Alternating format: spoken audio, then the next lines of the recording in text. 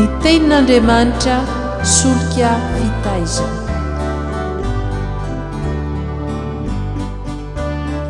Fandaharana atolotry ny radio teny fiainana miaraka amin'ny fikambanana hira sy filazantsara.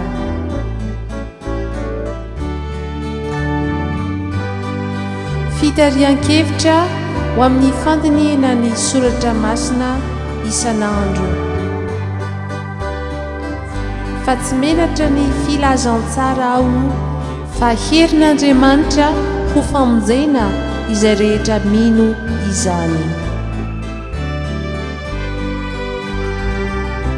Ny tenin'Andriamanitra solika fitaizana.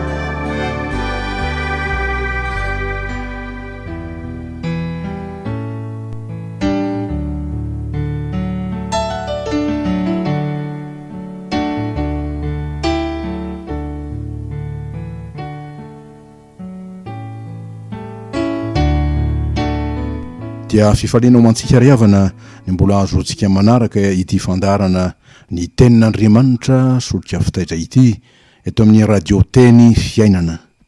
Fandarana fitarihina ho amin'ny fandiniana ny tenin'Andriamanitra ity fandarana ity dia aina ho andray mahazo azy ary fahasalamana ho an'ny nofony rehetra. Ny loha-hevin-dehibe izay mbanjintsika nandritra herinandro ity raha tsy haivitsika ny amin'izany dia ny hoe amin'ny anaran'ny Tompo ny mino mandresy ao amin'Andriamanitra.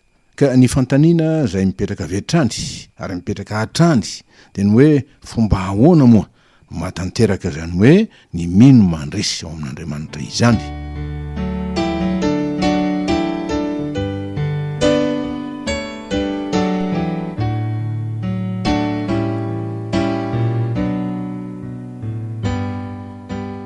Ny zanandoha hevitra izay raisitsika amin'ity andro asabotsy 2 Novambra izay fa maranana ity herinandro ity, io ny manome ny valiny amin'izany. Dia ny hoe Andriamanitra dia miray antoka amin'ny olony ary izay mahatonga ny mino mandresy ao amin'Andriamanitra. Ny tenin'Andriamanitra izay voatondro amin'ity andro ity tandrify ny loha-hevitra raisitsika dia ny tenin'i Jesosy tamin'ireo mpianany mba ho fampaherezana azy ireo mialohan'ny aretany manao hoe amin'ny anaran'i Jesosy satria velona aho dia ho velona koa ianareo. Jaona 4:7-9 tapany 2. Fa tsy mba Andriamanitra maty ny Tompo sanatria fa Andriamanitra velona ka dia mamelona izay rehetra miankina aminy sy miray antoka aminy. Ary satria niatsika olombelona no sady atsika mino indrindrandrindra koa dia niady amin'ny fahafatesana sy ny fandresena ny fahafatesana ary ireo endrika rehetra izay mety isehony dia mahazo toky indrindra isika manana an'Andriamanitra ho mpiantoka antsika. Ka afaka hiteny tahaka ny Davida raha niatrika ny fahavalony izy nanao hoe eny na dia mandeha mamaky ny loasa aliko ny fahafatesana aho dia tsy hatahotra ny loza aho fa hianao no amiko. Hianao no momba ahy, ianao no miandany amiko, ianao no miray antoka amiko, ianao no ahy. Dia fantatry Davida raha izy no raisitsika ohatra eny fantandroatra ny antondrizay nitenenany manao hoe Jehova no mpiandry ahy amin'ny Salamo 120 io, satria zavatra niainany ary niainany hatry ny ela izany dia foninaza tovo azy aza raha nandresy zao biby ny limona ny bera izy fony ny andry ny ondrony. Kanefa indrindra tamin'izy ny fanatrika tamin'ilay Filistina avo ranjanana izay nampiororo ny Israely rehetra izay nitarehan'ny Saoly mpanjaka tamin'izany fotoana izany. Fa nampaherezin'ny Tompo Davida ka sainy tena nanao hoe niatrika ity fahavalo. Fa zinona moa io Filistina tsy mifora io no dia iaika ny miaramila an'Andriamanitra velona. Samuela 7:20 tapany 2. Ary dia nanome toky ireo Israelita namana izy ka nanao hoe Jehova izay namonjy ahy tamin'ny tanan'ny liona sy ny bera, izy no amonjy ahy amin'ny tanan'io Filistina io. Amin'ny Samuela 7:20 Ary dia tanteraka antsakany sy andavany ny nataon'i Davida raha natolotry Jehova teo am-pianatanana izy mba handraisan'ny ainy dia ny fanapahana ny lohan'ny Goliaty zany ary nandraisany ny fiadiny avy teny aminy.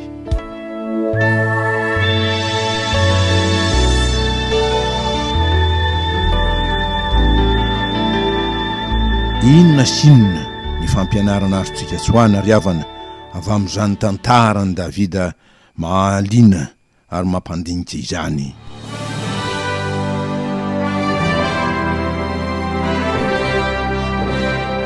Ny voalohany, izay omban'Andriamanitra ka miankina aminy ary te hanomeny voninahitra an'Andriamanitra dia tsy homenatra na angaiay fa homeny voninahitra eo anatrehan'ny fahavalony sy ny olona rehetra. Fa mahery tokoa ny tompo ka hamonjy ny azy izy ary tsy hamela ny anarany izay entin'ny mpanompony halambaraka na dia kely akory aza. Fa ny fahavalo no ataon'Andriamanitra ho miosombovoka sy ho sasapoana miala tafy raha miaika ny olom-boafidin'Andriamanitra velona. Ary dia ho fantatra izay manohitra fa ny olon'Andriamanitra dia tsy mba mandihy irery na miady irery fa ny anaran'Andriamanitra velona izay andriamaniny no antsoina eo aminy.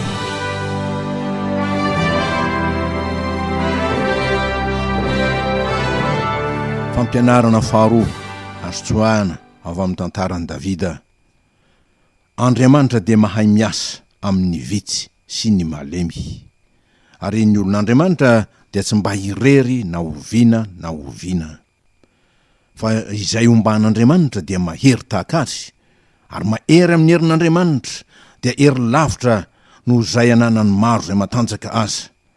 Fa tsy voasoratra hoe va Andriamanitra nifidy ny malemy eo amin'izao tontolo izao mba hampahamenatra ny mahery. Korintiana 1:7-7 tapany 2 izany. Ary dia tsy adinontsika ny teny izay nampahery indrindra ny Paoly raha nanoloanareo Korintiana izy. Ahoana ho izy? Ampy ho anao ny fahasoavako ny tompo fa ny heriko dia tanterahina amin'ny fahalemena. Korintiana 2:12 ny 7 tapany 1. Teny izay nahatonga ny Paoly teny manao hoe komainka sitrako ny rery amin'ny fahalemeko mba hitoera ny herin'i Kristy amiko. Ny Korintiana 2:12 ny 7 tapany 1.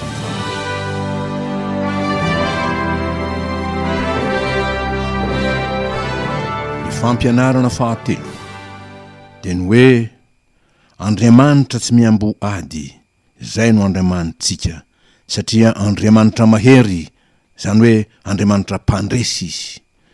Jehova tompony maro no anarany, izay midika hoe tompo mpitaritafika na mpitarika anady. Nafantatra azy ty mpanompon'Andriamanitra iray izay fantatritsika tamin'ny fotoana fahavelony, hoy izy hatramin'ny fotoana izay namoazany Jesosy ahy, izany hoe nafantarany azy dia tsy mbola nahita azy resy aho izy na dia indray mandeha aza.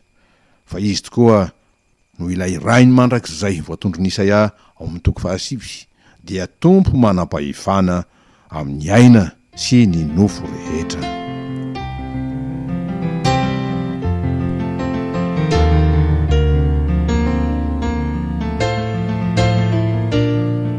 Inona rehefa zany no tena fahavalontsika izay adiavana isan'andro ka nomezan'Andriamanitra fandresena kosa ny olony.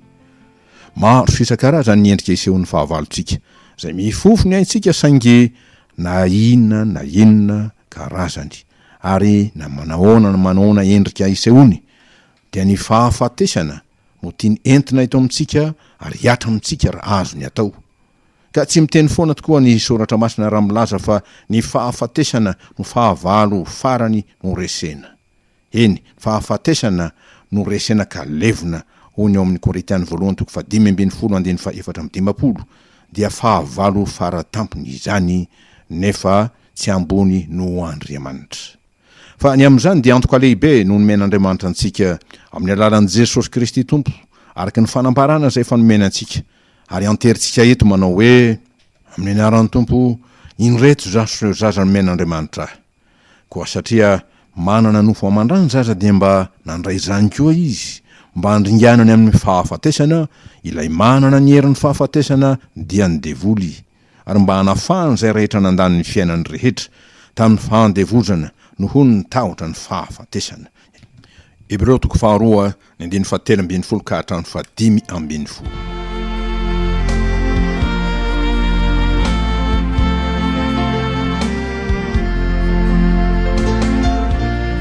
Raha fehezina ny mino dia mandresy satria Andriamanitra no miray antoka aminy.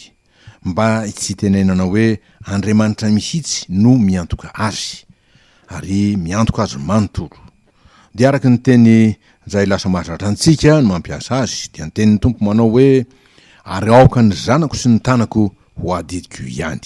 Isaia 5:20 zany hoe izy Tompo samy irery fa tsy misy hafa, tsy misy mpanampy, tsy misy namana, tsy misy manoana no manao izany. Mba ilazana fa Andriamanitra feno dia feno izy ary ampy tsara hamonjy ny olony. Ny vaky teny izay voatondro amin'ny perikiopatsika, ny voalohany dia ny Koritianina 1:5-12 ka hatramin'ny 2:20 izay teny milaza ny amin'ny herin'ny fitsanganan'i Jesosy Kristy nandresy ny fahafatesana ka afaka manangana koa avy amin'ny fahafatesana izay rehetra mino azy. Ny vaky teny faharoa dia ny firazan-tsaran'ny Jaona 4:20 ka hatramin'ny 2:20 izay toky lehibe omeny Jesosy ny amin'ny firaisantsika antoka amin'Andriamanitra. Fehezina amin'ny teniny eto manao hoe eo amin'ny 20 amin'izany andro zany dia ho fantatrareo fa izaho amin'ny raiko Jesosy ary ianareo ato amiko ary izaho ao aminareo.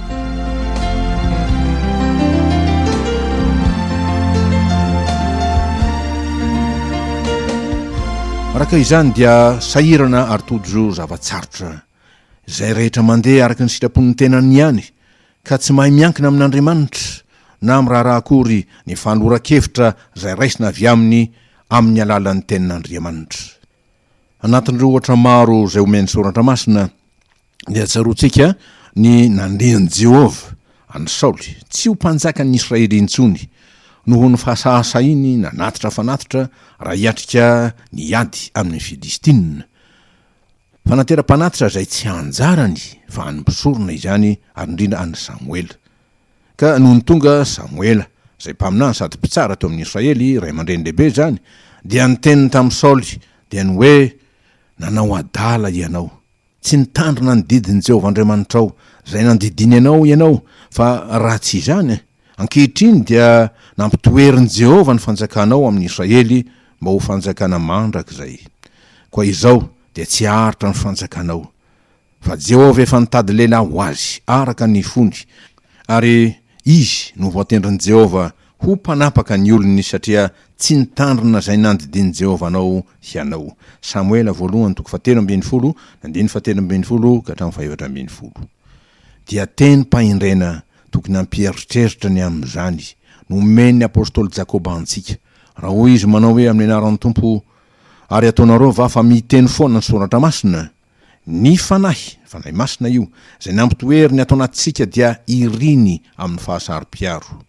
Dikan'izany tandremo tsy irehareo hoe manana ny fanahy dia toiziny nefa manome fahasoavana bebe kokoa izy koa hoy izy Andriamanitra manohitra mpiavinavina fa manome fahasoavana ho an'ny manetry tena araka ny oabolana 7:7 koa maneke an'Andriamanitra ianareo ary manoera ny devoly dia andositra anareo izy satria mametaka anareo izy.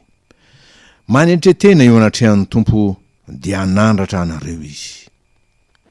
He ianareo izay manao hoe anio nampitso dia ankanenanony zahay ary tetrany heritaona ka hividy sy hivarotra ary azo tombom-barotra kanefa tsy mahalala ny ho ampitso ianareo. Inona moa ny ainareo? Fa zavona ihany ianareo izay miseho vetivety dia levona. Fa aleo manao izao raha sitrapon'ny Tompo ka velona izahay dia ataonay izao na izany. Reo andiny tenireo dia nitsongaina amin'ny epistely nosoratan'i Jakoba amin'ny 4. Dia hoy ny apôstôly Paoly mamehy ary manantitra izany teny mpaindrena izany amin'ny anaran'ny Tompo aza manao tsinotsinona ny faminaniana dia nyteny fanambarana avy amin'Andriamanitra izany ao amin'ny soratra masina. Tesalonianina voalohany toko 5:20. Fanambarana avy amin'Andriamanitra zay tsy misy tsy ho to, tsy misy tsy ho tanteraka, dia ho fahasoavana ho an'izay mitandrina azy, ary indrisy fahavoazana kosa ho an'izay manotsy rambona azy.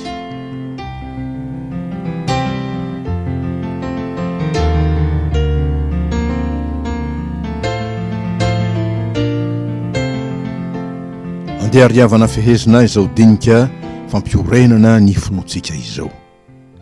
Ny hafatra lehibe ho antsika amin'ity andro ity dia ny hoe miraisa antoka amin'Andriamanitra, fa vonona izy iantoka ny olony izay manaiky azy ho tompony sy mpamonjiny.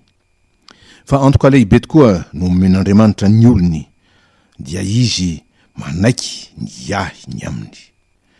Izany dia araka ny teniny izay nampahiray zany zanak'Israely fa izay raha ivoaka avy any Egipta izy manao hoe amin'ny anaran'ny Tompo hoy misesy.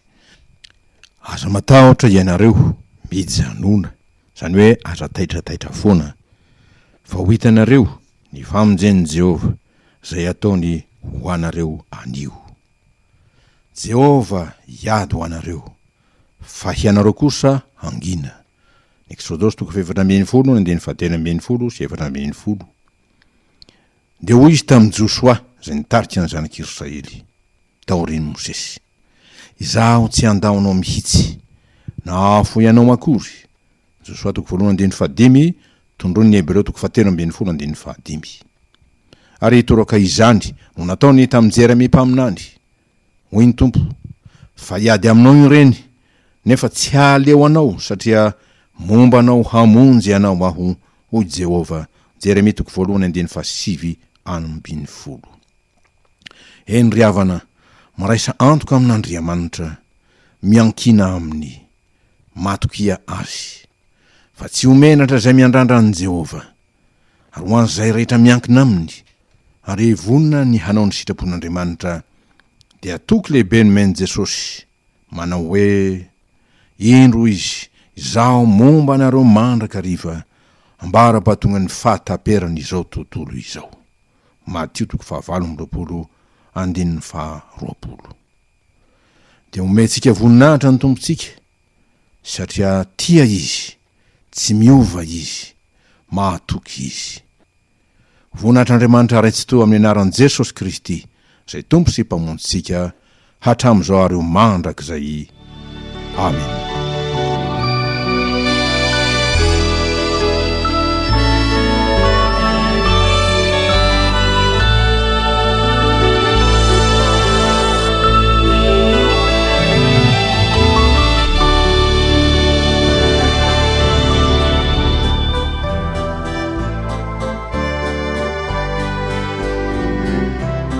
Ny tenin'Andriamanitra solika fitaizana. Fandaharana atolotry ny radio teny fiainana miaraka amin'ny fikambanana hira sy filazantsara.